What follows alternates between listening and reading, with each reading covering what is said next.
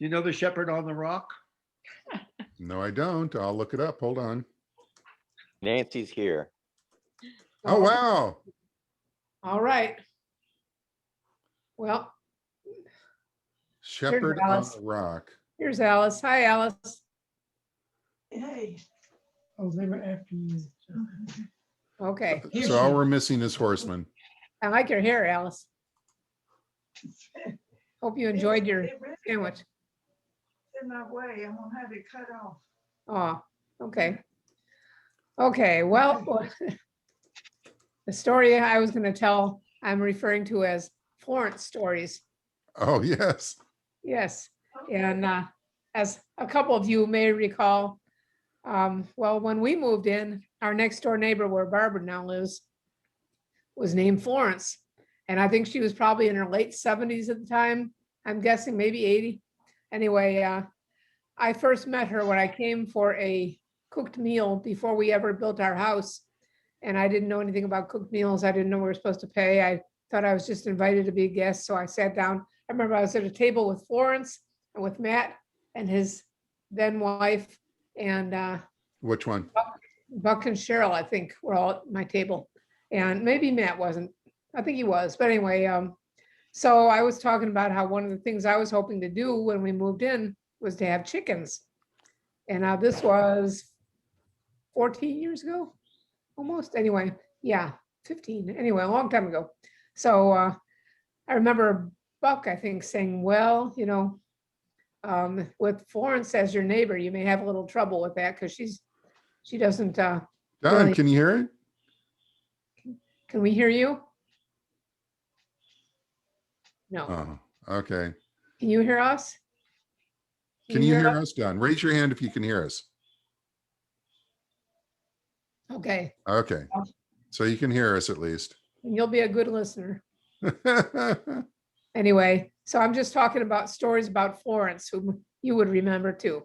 So anyway, Florence was sitting at the table and I don't think she was paying much attention, but anyway, somebody warned me that, you know, I didn't know anything about the neighbor to neighbor thing or anything like that. And that I might have a little trouble. In fact, I probably would not be able to do it because Florence was grouchy and crotchety and she didn't like anything. And so I thought, well, that's not good. I was really looking forward to having chickens, but so anyway, but we moved in and Florence was to me a wonderful neighbor.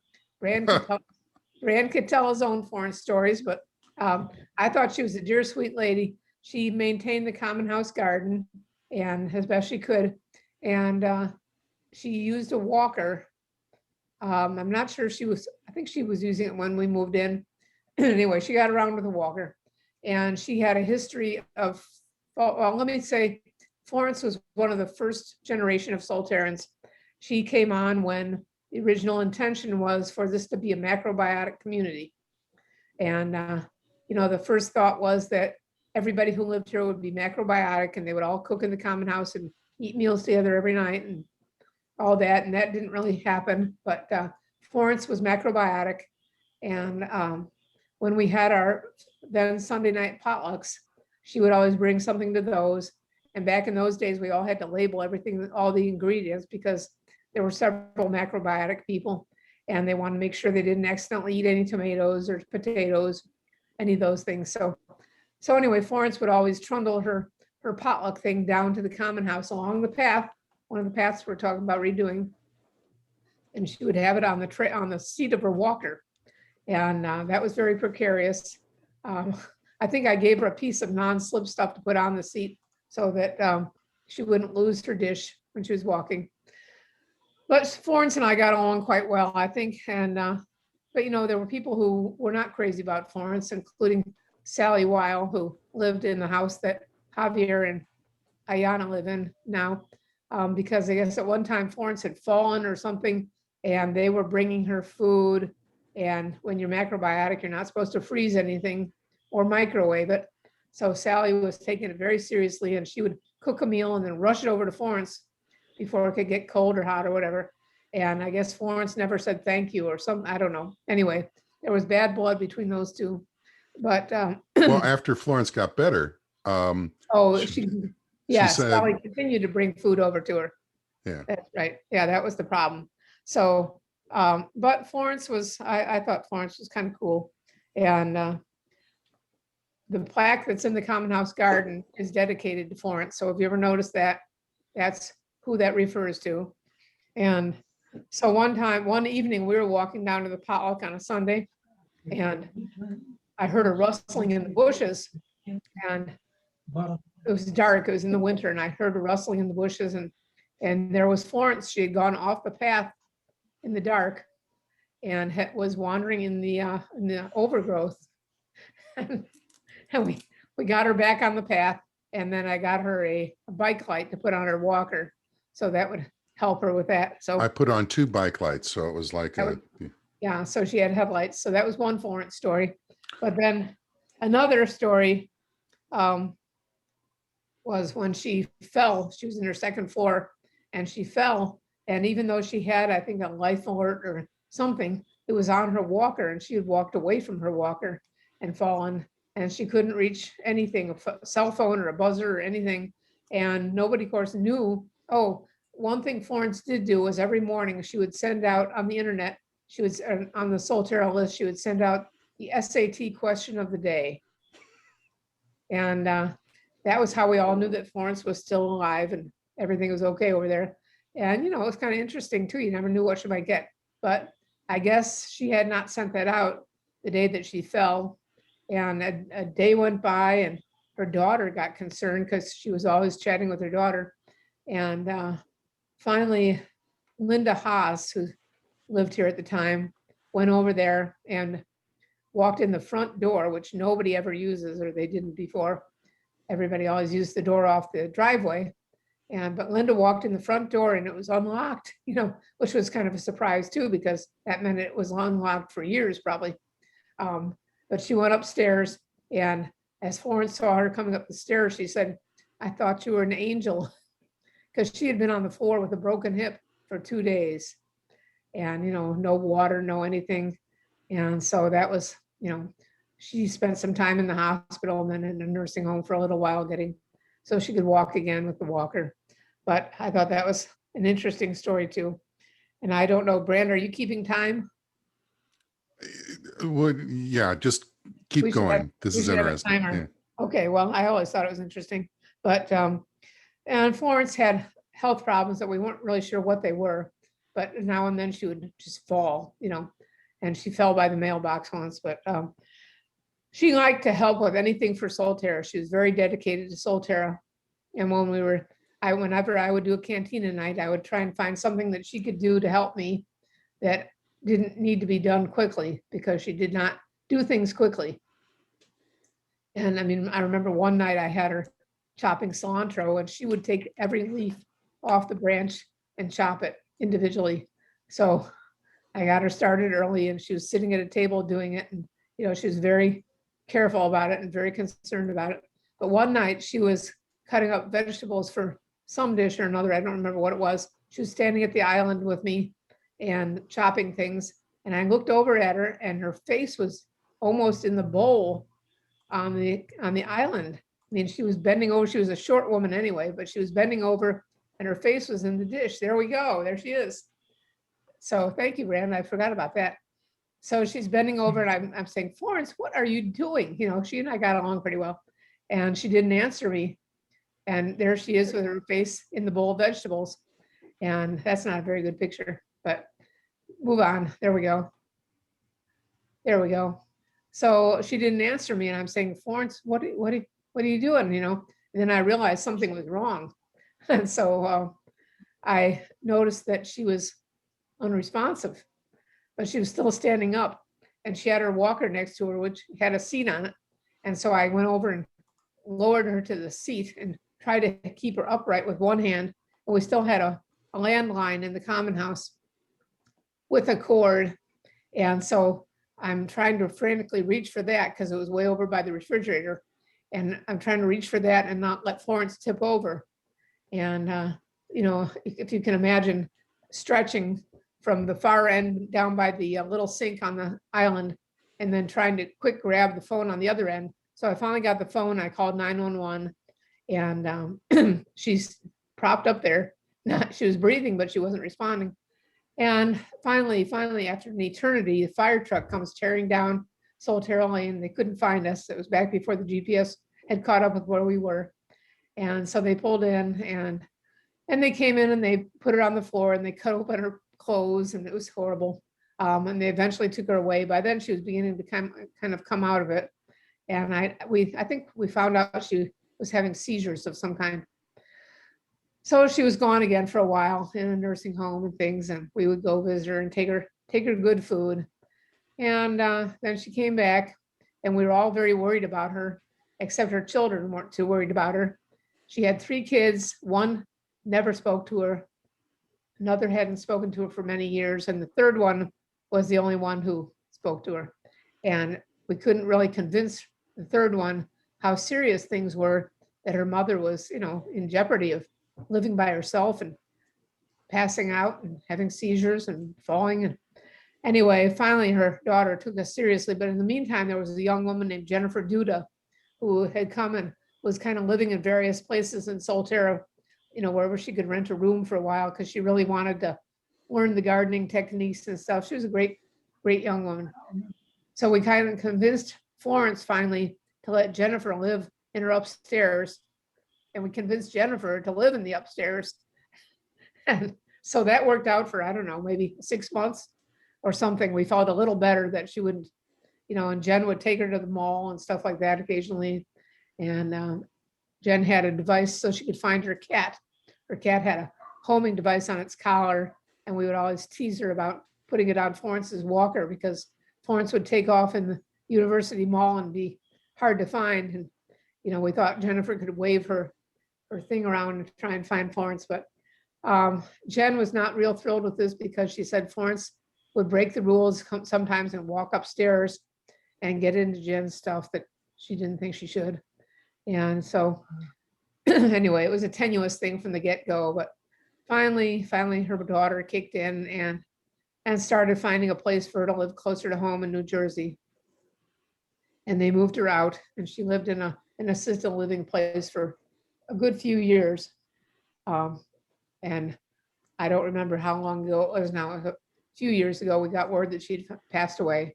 Yeah. But in the meantime, she had a good run, and I, for one, really enjoyed her. She was convinced that Brand was cutting back her bushes in the night. And, we all For the knew that- record, I didn't. Yeah, right. I don't know why you would have, but I didn't find her to be confused or anything like that, but apparently she might have been. So those are my Florence stories. I'm looking to see if I had anything else. I think that was probably about it. Thank you, Sue. Are there any questions? Sue, Yeah, go ahead, Alice. Sue, you were the angel. You really looked after her for years. No, Linda Haas was the angel. She was the one who showed up when Florence had been on the floor for 2 days. Well, do you remember how Florence with her rollator would go all around the whole place every day? And Oh, that's pick up right. all the trash? She would walk all the way down Randolph to the corner and pick up trash. You're Yeah. right. I forgot about that. Yeah. Yep. She was a very good lady and very devoted to Solterra. Kind of cry. Oh, and for the record, she was fine with the chickens. When I talked to her about it, she said, no problem. So that's why we got chickens. Thanks, Sue. You're welcome. Who wants to go next? Jonathan. What? Okay, you're up, Jonathan.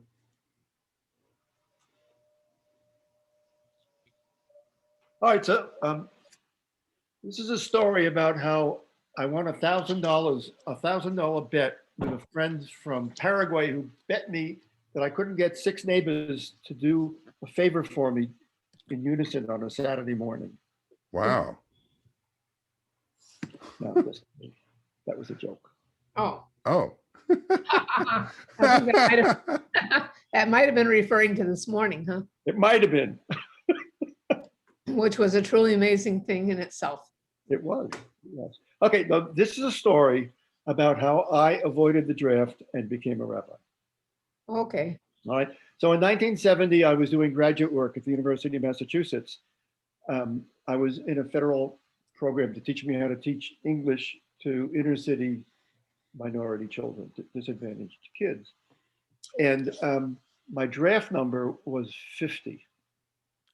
Oh. Now, I had applied, because there was no way I was going to go to Vietnam. I had applied to be a conscientious objector. My draft board was in Great Neck, Long Island. And it was a very wealthy community, and they had a lot of trouble getting people drafted. I guess, I don't know if they had a quota or not.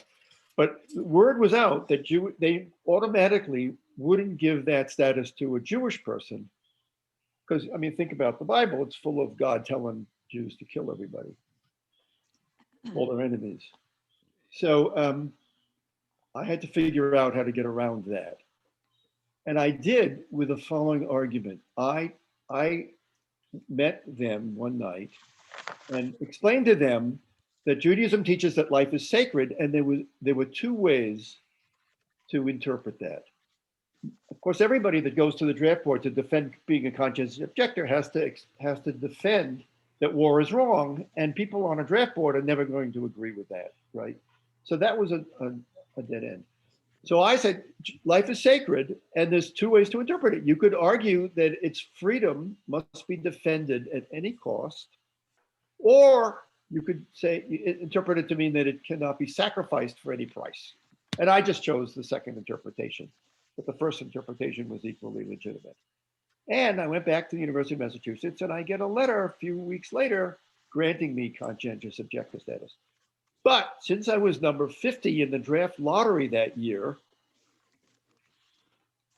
my number came up very early, which meant that I had to do alternate service as a conscientious objector.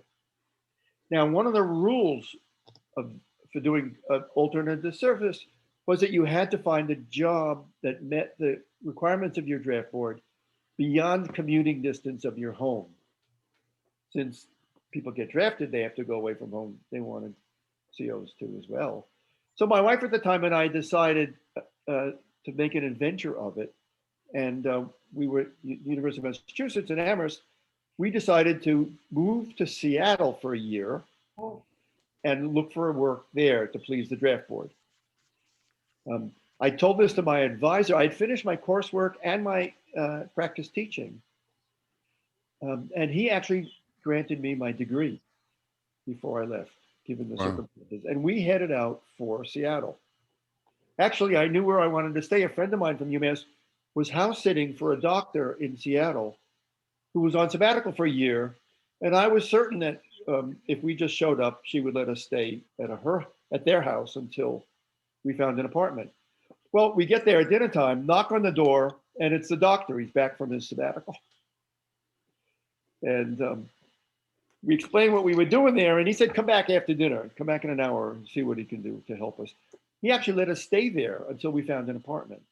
And Boeing was on the downslide at the time, so apartments were a dime a dozen. We actually got a few months free rent, I think. And the next day we found an apartment, and then I headed out looking for a job. Now, my father had given me the name of the rabbi of the largest synagogue in Seattle, thinking he could help me find work. So I went to Temple to Her Sinai at the top of Pike Street, up from the market. And I met with a rabbi who hired me on the spot to be director of Camp Friendship, which, okay, I can do that, I suppose. And I left happy that I found a job so quickly, but the executive director of the synagogue came running after me, Jonathan, this guy was 85, 90 years old, and he didn't have all of his marbles. The executive director said that the Camp Friendship was just a tract of woods. There really was no camp. But they needed a youth director and a religious school supervisor, and I showed up with a master's in education. Would I be willing to do that for the synagogue? So I said, sure. And I then began applying to my draft board approval of that job. Ann tells me that my time is up. Can I continue? Go ahead. Good wife. So I got the approval of the Seattle draft board that they would supervise my work in doing this youth work in the synagogue. I found examples of churches up and down the coast of California that had conscientious objectors doing youth work in their churches that was all approved. But my draft board would have nothing of it. And they kept sending me jobs to apply for all over the country that were just terrible jobs. And in the meantime, there's a backstory. I enjoyed what I was doing so much that I decided instead of teaching English, high school English literature, I wanted to teach Hebrew literature. I liked training teachers in this religious school and was really taken by the values in Jewish literature. So I applied to rabbinical school and I got in. All right, so now I had to, I had to apply for a different, deferment, a divinity school deferment. Well, it turns out that you can't get a divinity school deferment if you're accepted in a rabbinical school or any seminary, only if you're enrolled in one. So I wrote to my seminary, and Cincinnati was the headquarters, and I said, could you send me a homework assignment, please, so I can apply, for a divinity deferment. Don't worry, don't worry. And they wouldn't, they didn't. So I had to figure out how to do this myself. So in the meantime, the draft board kept sending me these jobs all over the country. And you remember those old ditto masters with the purple that would smell and get high and, you'd smear them. Well, I typed up this letter saying, I hear I have to get out of Seattle in a hurry and I hear you have a job opening. Would you hire me? And I kind of smeared it. I called it the negative McLuhan effect. Right. So I sent these dittoed letters to every job the draft board sent me to apply for. And I built a file of rejections, of course, that I could show the draft board. But at the end of the year, it was time anyway to go back east and get ready to go to rabbinical school. I got a letter from the draft board commanding that I appear before them on a certain evening that May. That was by then 1971. This sounds like Alice's restaurant. Yeah, that's what I'm thinking. Yeah, kind of like that. Yeah. So I showed up. I show up at the interview. It's May and it was already dark, so it must have been like 9 o'clock or later. Anyway, they accused me of skiing all year in Seattle, and fooling around with them, which it was true that I was fooling around with them, but I wasn't skiing. And they could have approved my job. I would have had to stay there. Anyway, they gave me a work order to be a live-in janitor in Buffalo, New York at a federal housing project. Well, I lost. After all that year of battling them, I lost. A work order is equivalent to an induction notice. Once you have a work order as a conscientious objector, you cannot apply for any other status, divinity deferment or anything else. So I'd lost. Feeling pretty upset and dejected, I walked back to the car. The draft board's office was in a strip mall, and on the wall outside there, these mall stores, was a payphone. I figured I have nothing to lose. It was like 9:30, 10 o'clock at night by then. I called the number on the work order, and the director of this federal housing project in Buffalo answered the phone. He was in his office paying bills. I don't know what he was doing, but he answered the phone. And I explained to him that I had this work order from the draft board, and I really didn't want to be a live-in janitor. I'm sure I wouldn't be any good at it. And I really wanted to go to rabbinical school. Could he do me a favor and not hire me? And he laughed and he said the draft board's records were out of date. They'd already hired somebody. That was it. 2 weeks later, the draft law ran out, the end of May, and I went to rabbinical school. Wow. Thanks, Jonathan. That's pretty good. Yeah, Good story. that's a good story. I'd like to hear a lot of draft resistance stories. Who's next? Kathy?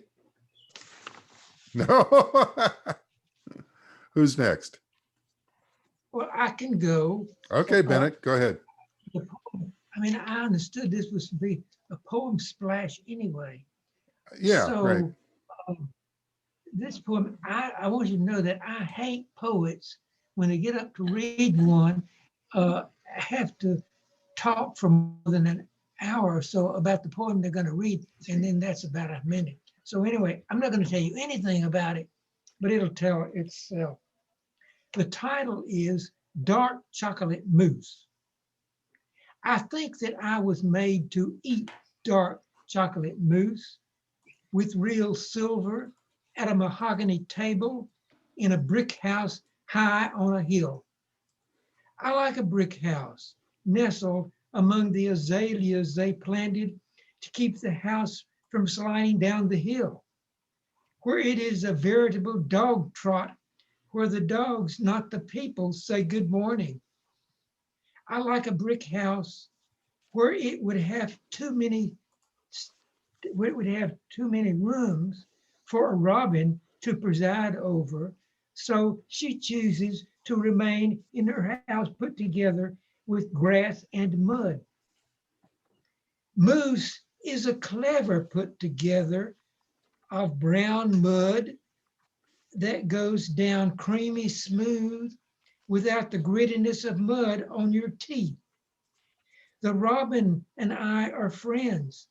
If you must have friends, let them be with a past. And if you have waited so long that there must be change, let it be no more than would fill a thimble that could sit on the mantle where nothing exceeds the value that you place on it.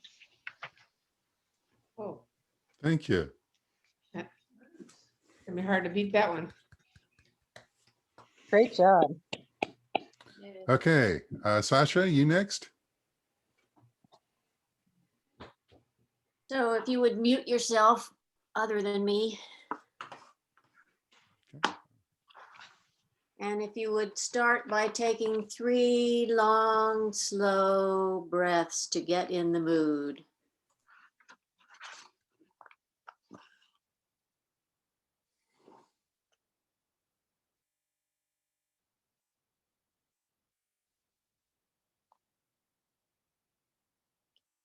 This poem is entitled Inquiries. You diligent beings who seek to still the wheel of suffering, can you listen so deeply that each cell releases time and greets space as its long-lost lover?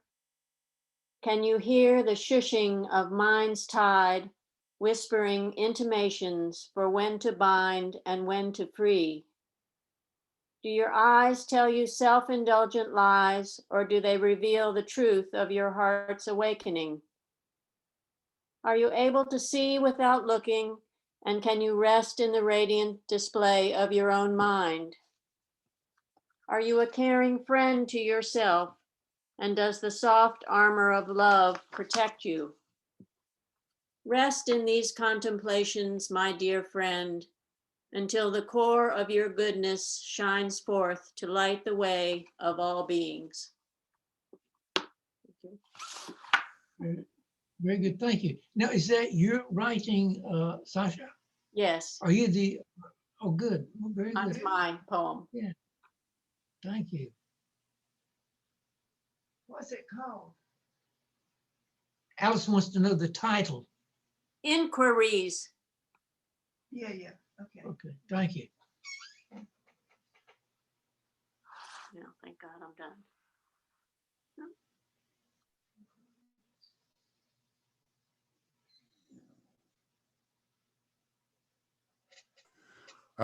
Who would like to go next?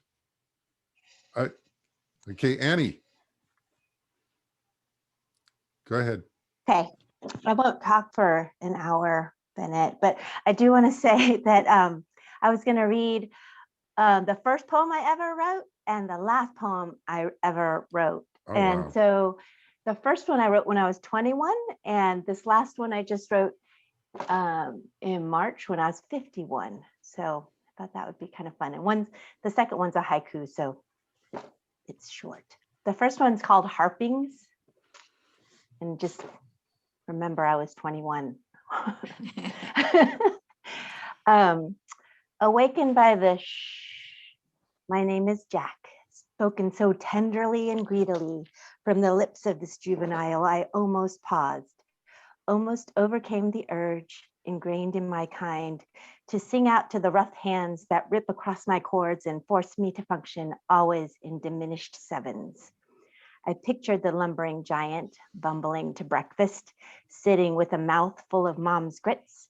He'd gurgle, sing, and hostility coursing through my fine grains and delicate strings, I'd sing, my triangular body exploding into song so fiery I ached to box the ears of the tone-deaf Cro-Magnon, sloppily sucking down bacon and biscuits. Alas, I have no arms, only this series of strings tautened to tightness every other day, destined to be yet another object serving little megalomaniacal Jack's Oedipal hankerings. So what do? I make the song a little more exciting, I guess. I sang out because I knew unless I did, Jack would grow fat and lethargic like the other oaf. A revolution consists not of the surreptitious pilfering of a boy helped by an abused mother. A revolution requires music. And though he stuffed me in a gross-grain bag, I provided the March of Mendelssohn, loud enough to awaken the giant from his catatonic slumber. I didn't see what happened after. From the venue of my black bag, all I heard and felt was the muffled cursing of a sleepy giant, the awkward sprint of a frightened boy, and the eventual splintering of the broad beanstalk which supported a world that bored me. You must have been quite the 21-year-old. Yeah. And then the latest one, which I haven't written for a long, long time, but just wrote in March, is a little haiku, and it goes, a clean feather rests on a fresh belly of snow, soft new and soft cold. Thank you. Annie, I'm sorry, you're going to have to tell me what you were doing when you were 21 to come up with. I mean, all I could talk about at 21 was beer and pizza. Yeah. This is in college. C+ or whatever. Yikes. Yikes, that's pretty good. Wow. Did you write a lot when you were younger? Did you write a lot of poetry? Yeah, I did a lot in my 20s and early 30s, and then it just kind of exponential decay. Oh, that's interesting insight into you. Okay, who'd like to go next? Can you hear me? Yeah, wait, we can hear Don. Wow. What was the problem, Don? I just want you to know I've heard these stories before. Every wife has heard those stories. Yep. Don't say anything. Okay, Don, you're up. Okay.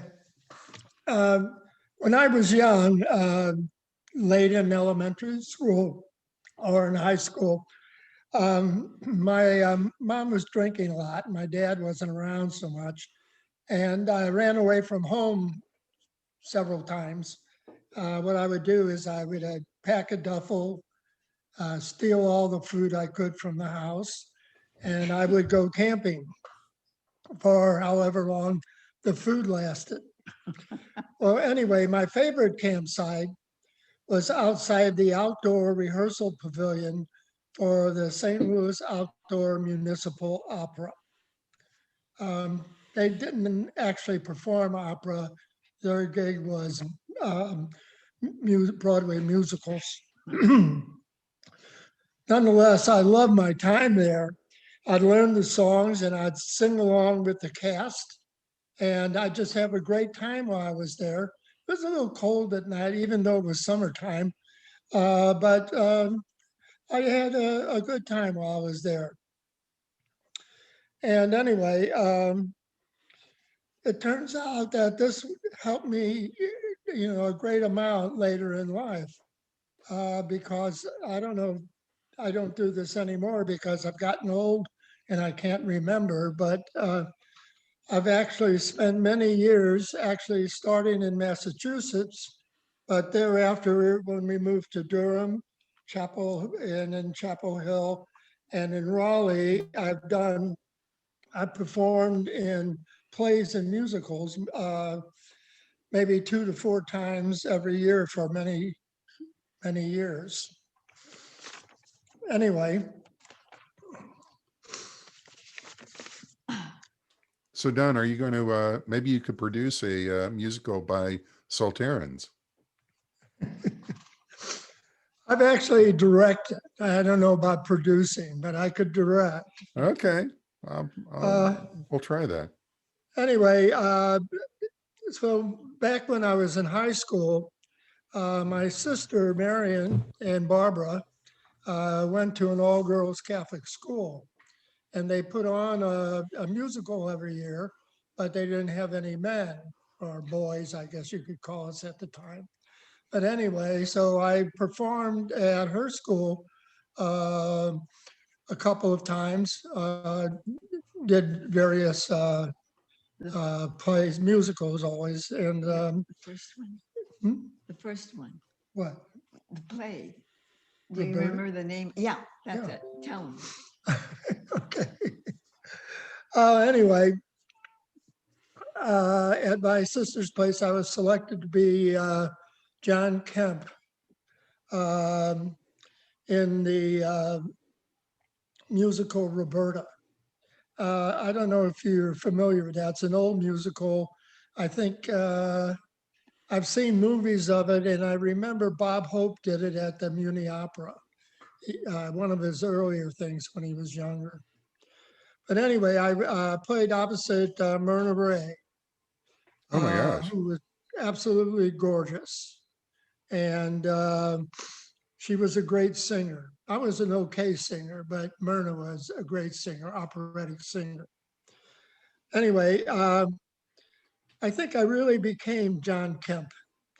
I was in love. The feelings I had for Myrna were real.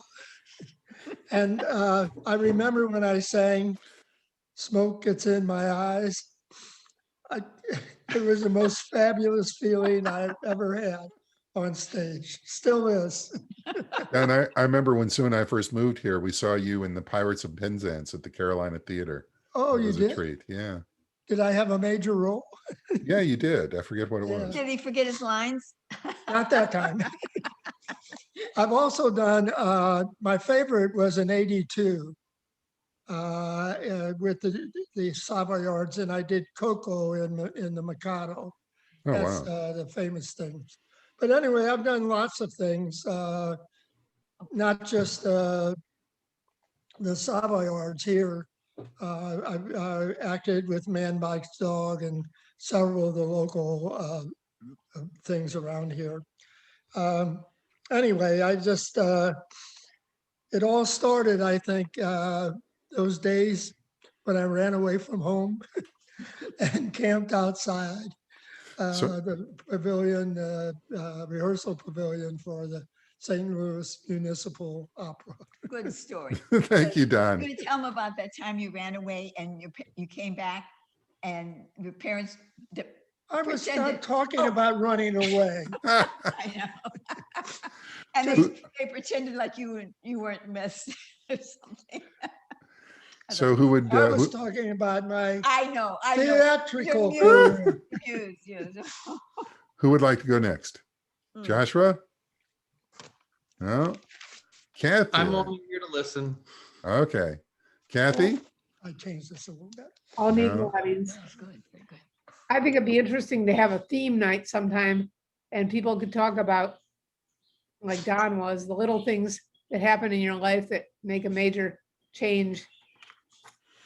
Like taking a photography class as a freshman in college. That too. Yeah, right. Taking what class? I A don't know. photography class. Sue and I met in a dark room.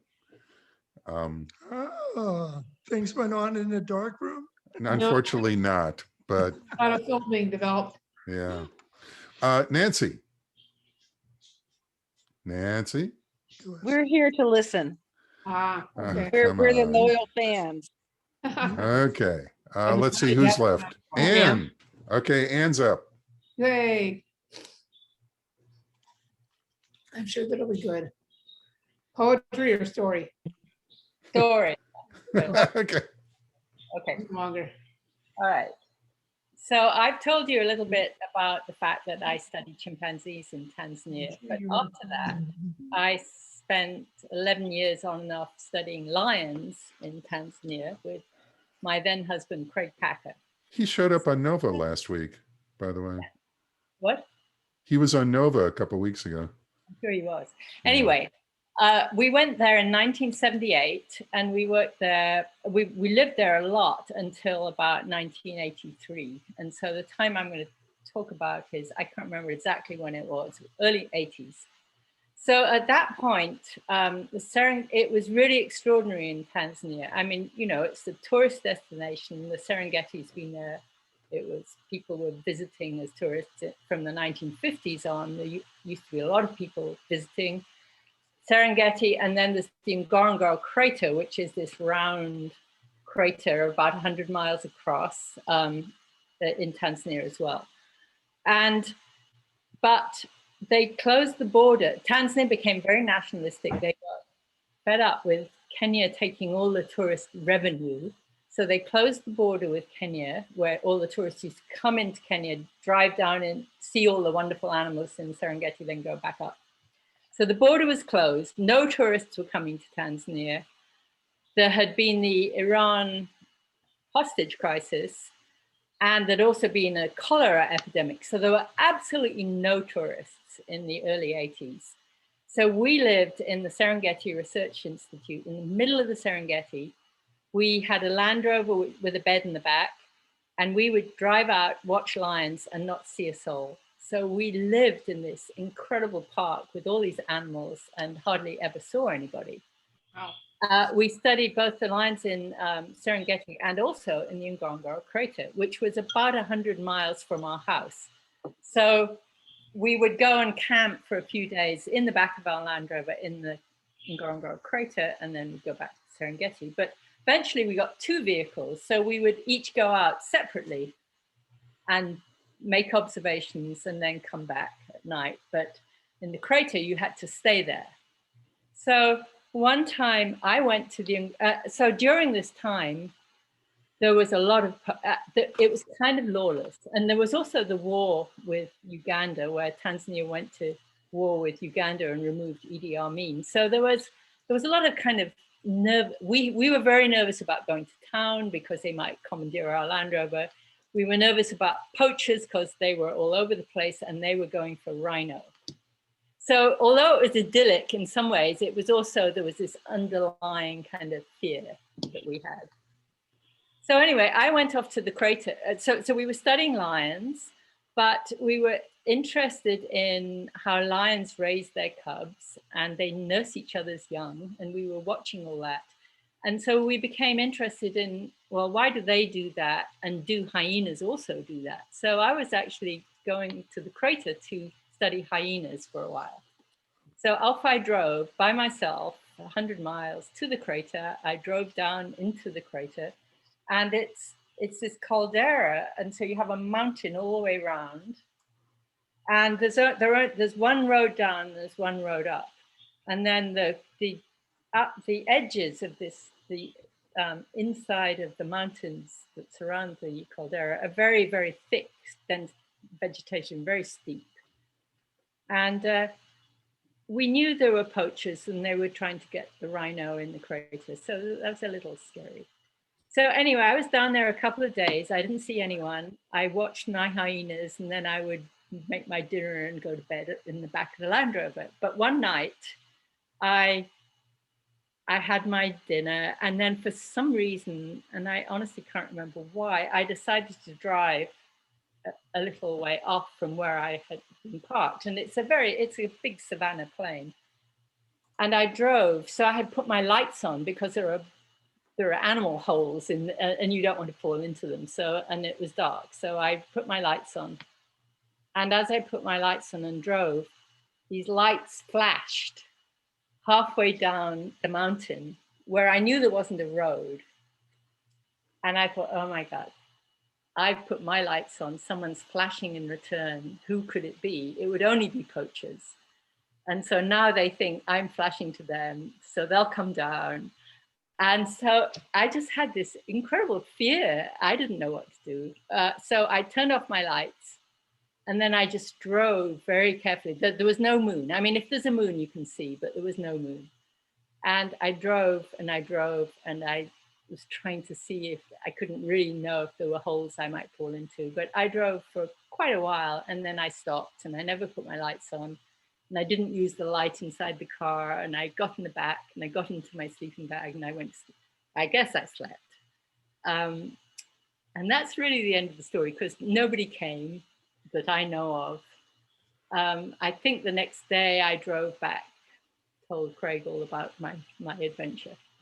That's so, Anne, what's interesting is this morning I like to watch movie trailers. There's a movie trailer for a movie that's coming out about an American couple that goes out in a Land Rover and the Land Rover breaks down and they're surrounded by wild animals and then some people come by to rescue them, but they're poachers. Yeah. This is another theme, like the closest you've ever come to death. Would be a Yeah. good theme. What's your what's the closest you came to death, Kathy? Oh, I have a couple stories. But I want to know if Thank there you, was Anne. a gas station in the middle of that trail. By the way, so Anne, before we get to Catherine's story, Anne, are you familiar with the book The Sediments of Time by Maeve Leakey? Maeve I Leakey? haven't read it.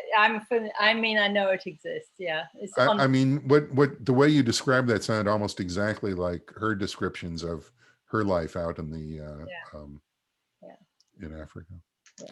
I mean, usually you're prepared, but sometimes you're not, and that's usually when something bad happens. Well, I mean, how could you have been better prepared? Oh, in that case, I couldn't have been ready. I mean, yeah. Well, it had your satellite phone and a helicopter. We had sort of CB phones that worked to a certain extent. And we had a radio telephone. Once I had Catherine, we decided we did need some way to communicate quickly. So we got a radio telephone, which spoke to the Nairobi control from Tanzania. We could speak to Nairobi control in Kenya, which was talking across the border, which was totally illegal. And it was Mary Leakey's telephone, actually. It was her radio telephone because she didn't need it anymore. I think she perhaps left by then. She had been an Olduvai. So we had this radio telephone that we could talk to people in Kenya if we really had to. And that's another whole story. I have stories about that too. So, and what was the name of the documentary you and your husband made? Queen of the Beasts. Queen of the Beasts. Okay, thank you. Is that available anywhere? If you Google it, you can find it. Tanzania National Parks have posted it on YouTube in 4 parts, and you can watch it there. It's kind of hard, but it's not Okay. Really I really just have to show this clip. Sorry. While you're looking, could those lights have been from rangers looking for poachers? Who knows? Oh, look at this. Oh my goodness. Specimens from an English museum.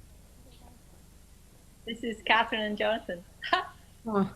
Looking up at a 3-year-old big cat, even a stuffed one, and realizing just how tall it is understandably an unsettling experience for a 4-year-old human. Oh, the pride's territory of between 25 and 100 square miles. I just remember finding that and just like, oh my gosh, wonderful, Brian. Can you send me that? Yes, because I can never find it when I want it. Is the whole thing up? In pieces. This is part 3. Yeah. Huh. Wow. It's right at the end or the beginning or something. I think it's the end. It's at the beginning of part 3. Stuffed specimens from an English museum. Wow, we should watch this tonight. Look at that. You don't get any different, Anne. Catherine's much older now. She is. She has kids of that age. That's what's so wonderful. So Kathy, how did you almost die? I'm not telling any stories. I actually have to go. Dirk and Eli are waiting for me to watch a movie. Okay. Any But that's a parting good words? theme. Maybe I'll tell the How we story if we do die. a theme. Yeah. Okay, we'll do that. The closest you ever come to death. Or thought you were coming to death. Yes, right. I mean, it might not have really been a threat, but if you think it is, then it's pretty good. Okay, well, we're over time. Any last parting words? Thank you all. you. Yeah, That was entertaining. thanks. Thank you, everybody. It was really fun. Think of It your was. next story. We'll do Thanks this very much. again, but next time with a theme. Like, Or a couple themes. yeah, a couple of themes. Thanks, everybody. Bye. Thank you, Brad. Sure. Bye. Bye-bye. Bye.